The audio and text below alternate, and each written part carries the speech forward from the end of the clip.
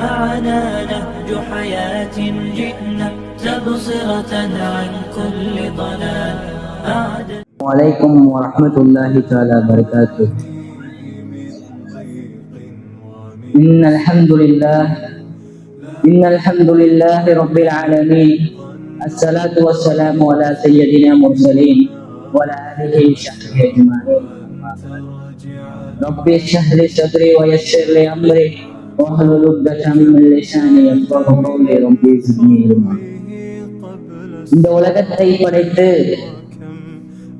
படைப்புகளே சிறந்த படைப்பான மனித படைப்பை படைத்து அந்த மனித படைப்புக்கு சிறப்பான 2 பரிசை வழங்கிய அல்லாஹ்விற்கே எல்லா புகழும் உண்டாகட்டுமாக. அவனுடைய சாந்தியும் சமாதானமும் அனைத்து நபிமார்கள் மீதும், குறிப்பாக நம் உம்மத்திற்கு அனுப்பப்பட்ட முஹம்மது நபி ஸல்லல்லாஹு அலைஹி வஸல்லம் அவர்கள் மீதும், அவர்கள் அடிச்சுவற்றை அப்படியே பின்பற்றி வாழ்ந்த சஹாபாக்கள் மீதும், சத்திய சஹாபாக்கள் மீதும், இந்த மன்றத்தில் அமர்ந்திருக்கும் அனைவர்கள் மீதும் உண்டாகட்டுமாக. அல்லாஹு தஆலா இந்த உலகத்தில் சிறந்த படைப்பான மனித படைப்பை படைத்திருக்கின்றான். அந்த மனிதனுக்கு ஒரு 2 பரிசை வழங்கியிருக்கின்றான். அதுவும் சாதாரண பரிசு அல்ல, சிறப்பான பரிசு.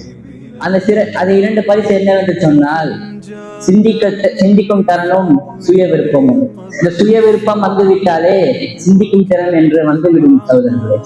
அதாவது ஒரு மருத்துவரை எடுத்துக்கொள்ளுங்கள். ஒரு மருத்துவர் ஒரு நோயாளிக்கு ஒரு மருந்தை தருகிறார். அந்த நோயாளி அவர் சுய விருப்பத்தால் அவர் நாடினால் அந்த மருந்தை சாப்பிட செய்யலாம், சாப்பிடாமல் இருக்கவும் செய்யலாம். ஒருவேளை அவர் சிந்திக்கின்றார், இந்த மருந்தை சாப்பிட்டால் நம் உடல்நிலை சரியாகிவிடும் என்று அவர் சிந்திக்கும் போது ஒரு வழி இருக்கின்றது என்றால் அந்த மருந்தை அவர் சாப்பிடுவார். இல்லை, இந்த மருந்தை சாப்பிடும் போது நம் உடல்நிலை சரியாகாது என்று சிந்திக்கும் போது ஒரு வழி இருந்தால் அந்த மருந்தை அவர் சாப்பிடாமல் தான் இருப்பார். முடிவு அல்லாஹ் நம்மளிடம் கொடுத்திருக்கான்.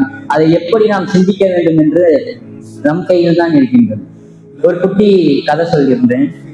ஒரு பெரிய காடு இருப்பதாக நீங்கள் நினைத்துக் கொள்ளுங்கள். அந்த காட்டில் மரங்கள், செடிகள், கொடிகள், சூரியன் இவை அனைத்தும் ஒரு குறிப்பிட்ட விதியின்படிதான் கீழே நடந்து கொண்டிருந்தன.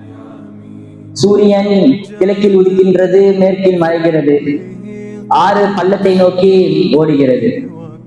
இவை அனைத்துக்கும் இல்லை என்ற அதிகாரமும் இல்லை சகோதரர்களே. இது அனைத்தும் இயற்கையாகவே அல்லாஹுக்கு கீழ்ப்படிதான் நடந்து கொண்டன. அதே காட்டில் ஜெயின் என்ற ஒரு மனிதன் வாழ்கின்றான். அவனுடைய உடலும் அந்த இயற்கை போலதான் இருக்கின்றது. அவனுடைய இதயம் அவனுக்கு சொல்லாமலே துடித்தது. அவனது கண்கள் தானாகவே மேய்த்தன. இவ்வகையில் ஜெயினுடைய உடல் ஒரு முஸ்லீமாக அல்லாஹுக்கு கீழ்ப்பட்டுதான் வாழ்ந்து கொண்டிருந்தது. ஆனால் அல்ஹம்துலில்லாஹ், அல்லாஹு தஆலா ஜெயினுக்கு மட்டுமே ஒரு சிறப்பான பரிசை வழங்கினான். அதுதான் சிந்திக்கும் திறனும் சுய விருப்பமும். தன் வாழ்க்கையை எப்படி வாழ வேண்டும் என்பதை தானே முடிவு செய்து கொள்ளலாம் என்று அல்லாஹு தஆலா அவருக்கு அனுமதி அளித்து விட்டான். ஒரு நாள் ஜெயின் யோசித்தான், இந்த உலகம் தானாக உருவானது, எனக்கு மேல யாருமே இல்லை. அதாவது அவன் இஷ்டப்படி வாழ்ந்து கொண்டுட்டு இருந்தான். ஆனா இன்னும் ஜெயினுடைய உடல் அல்லாஹுக்கு கீழ்ப்படுத்துதான் இருக்கின்றது. இதுதான் குஃபூர் என்று சொல்வார்கள். அதாவது குஃபூர் என்றால் ஒரு மனிதன் தனக்கு உணவளிக்கும் அரசனுக்கு செய்யும் துரோகமாகும். இதனால் ஜெயினுடைய மனதில் நிம்மதி ஒன்று இல்லாமல் போயிட்டு பிறகு ஜெயின் யோசித்தான், நம்மளுடைய உடல் அல்லாஹிற்கு கட்டுப்படும் போது ஏன் என் அறிவும் அல்லாஹிற்கு கட்டுப்படக்கூடாது என்று ஜெயின் யோசித்தான். பிறகு ஜெயின் விரும்பியபடி அவன் இறைவனின் வழியை தேர்ந்தெடுத்துக் கொண்டான். பிறகு ஜெயினின் மனதில் அப்போதுதான் ஒரு நிம்மதி பிறந்தது. இதுதான் இஸ்லாம் சகோதரர்களே. அல்லாஹு தஆலா அனைத்து மனிதர்களுக்கும் ஒரு சிறப்பை கொடுத்திருக்கின்றான். அது என்னவென்று சொன்னால், மனிதன் மட்டும்தான் தன் சொந்த விருப்பத்தால் இறைவனை தேர்ந்தெடுத்துக் கொள்கின்றான். அதுதான் மற்ற படைப்புகளை விட மனிதனை உறுத்துகிறது. அதாவது அல்லாஹு தஆலா குர்ஆனில் கூறுகிறான், சின்னமாக நாம் மனிதனை மிக சிறந்த அமைப்பில் படைத்தோம். நாம் படைத்த பெரும்பாலான படைப்புகளை விட அவர்களுக்கு அதிக சிறப்புகளை வழங்கினோம். இங்கு அல்லாஹு தஆலா அவர்களுக்கு அதிக சிறப்புகளை வழங்கினோம் என்று சொல்கிறான். அந்த சிறப்புகளில் ஒன்றுதான் இந்த சிந்திக்கும் திறனும் சுய விருப்பம். இப்போது ஒரு கம்பெனில நீங்க வேலை செஞ்சுட்டு இருக்கீங்கன்னு நினைச்சுக்கொள்ளுங்க. அந்த கம்பெனில உங்களுக்கு ஒரு ப்ரொமோஷன் வருது. அந்த ப்ரொமோஷன்ல நீங்க நாடினால் ஓகே பெனிஃபிட் நிறைய இருக்கு அப்படின்னு சொல்லி உங்களுக்கு ஒரு யோசனை வருது. அப்ப நீங்க அந்த கம்பெனிக்கு ப்ரொமோஷன் போவீங்க. இல்ல இது நான் தான் இந்த மாதிரி நம்ம கஷ்டப்படணும், நிறைய நெகட்டிவ்ஸ்னா இருக்கு அப்படின்னு சொன்னா அந்த ப்ரொமோஷனுக்கு போக மாட்டோம். ஆனா அல்லாஹ் மனிதன் எப்படி வாழ வேண்டும் என்று ஒரு முடிவை நம்மளிடம் தந்து விட்டான். ஆனா இக்காலகட்டத்தில் எப்படி இருக்கின்றார்கள், இந்த இரண்டையும் சரியாக பயன்படுத்தாமல் ஒன்றும் கஷ்டப்பட்டுதான் கொண்டு வாழ்ந்து கொண்டிருக்கின்றார்கள்.